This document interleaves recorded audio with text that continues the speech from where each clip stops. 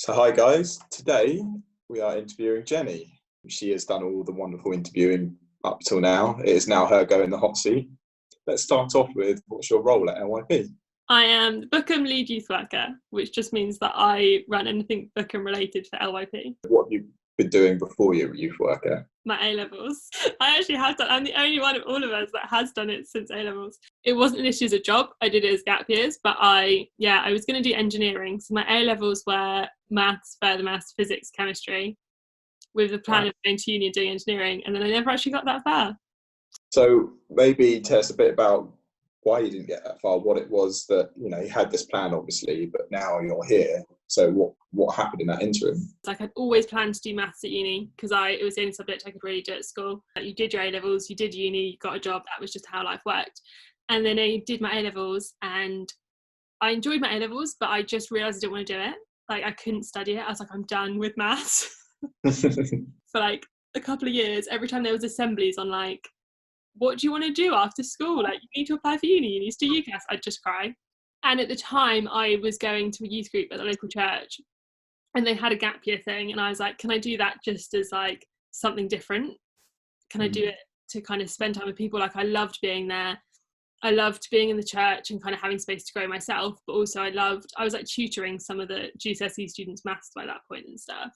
Like, I loved working with teenagers. So I was like, can I just do that for a year off and then I'll go back to maths? Did that and then never looked back. What was it about that kind of made you not look back? I don't really know. Like, I think it's just one of those things that when your heart's in it. Like, I had spent so long trying to make myself want to do maths that as soon as I started doing youth work, and it wasn't something I thought like I was really good at, but I just loved it. Like, I just wanted to do more of it and I couldn't picture myself doing anything else.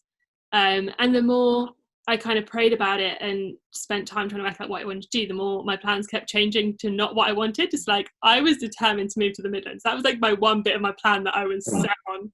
And I was also determined to never move outside of England. All failed.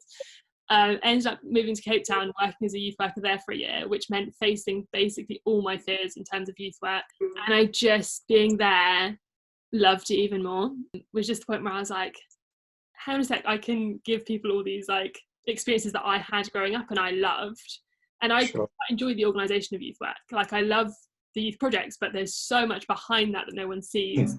And I love that side. So getting to plan all these trips and stuff and just seeing the impact of like such small things in my mind, was one of my favourite things. And I just couldn't picture myself doing anything else. What was kind of the thing that really stood out maybe when you were doing your gap year? I think people taught me so much. My first gap year worked with a youth worker who'd been my youth worker, and to work with him I just learned so much. And then the following year, because I was away from home, it was the first time where I'd needed people. Like, I've always grown up very close to my family, so that year was the first year where it was like I was being hosted by a couple and they were the best hosts ever. And it just taught me so much about caring for people and the way of making people feel at home and feel safe, which is what we try to do in youth groups all the time. I think my gap years kind of gave me a chance to learn those things.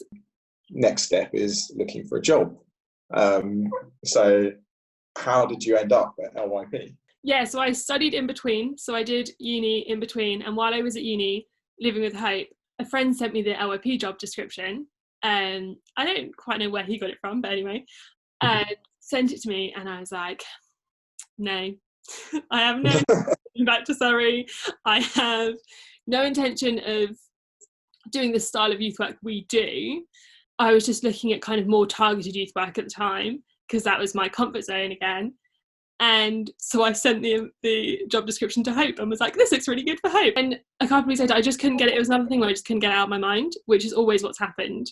With Cape Town, I was determined not to go to Cape Town and it kept coming up until I just caved. And I loved it. And I just knew that I spent time like praying about what to do after uni and trying to like focus on what I wanted. And it's just the only thing that kept coming up. So I applied, not really thinking I was good for the job. Applied, did the interview, and from the interview day, that's when I knew I wanted it. Because I think I had like seeing the job description, you can't picture it all. Actually coming to LYP, I did a B3 session, met the team. I was like, oh man, I really, really want to do it now. But I kind of felt like it was a bit late because I'd worked that out after I'd already done the interview. I was like, should have worked that out earlier. Apparently it didn't go that badly. But yeah. Now, since being at LYP, and you've been there for 3 years? 2. 3 years. What's been your, I guess, your kind of favourite thing about being a part of an organisation like LYP? I interviewed everyone else, so I know what you just said, and it's the same. It has to be people, and I think Aaron made the point that like it does have to be people. That's our job. We'd be in the if it wasn't for the people. That's great to hear. And I guess, and this would be a difficult one, but maybe kind of your favourite project. I think honestly, it just has to be anything Bookham, which is kind of a cheat because that's all my projects. But I love Be Youth because it feeds into the others. So Be Youth's my favourite because all the relationships start there. What are some of your more standout memories? I think some of my Be Youth ones is just when a session's going really smoothly and lovely and I get to just sit, eat toasties and play video games with people. One of my favourites that everyone knows is the Nando's trips. Partly because is a bias, but also just the idea of going out. We take 30 girls to Nando's and I just love being able to do that. Taking a group of people eating together, that creates such a sense of community and family. Yeah, all my projects I've realised are based around food. That's important, man. It's really important. Looking forward, what are you most looking forward to? I think the biggest thing I've missed recently, other than the everyday, has been Into the Wild, because I did my first one last year, and I think that's just such a special project to be able to take a smaller group of some of the young people that we know better and to do that trek. Also, slightly longer term, is having a full youth centre back in Bookham. All right. Well, thank you so much, Jenny, for that. It's really insightful, and it's great to kind of finish off the series of interviews with youth workers. Hopefully, we've talked a lot about the LYP team, and hopefully we'll be able to continue the series with some of them. But in the meantime, thank you so much, Jenny. Thanks for interviewing me.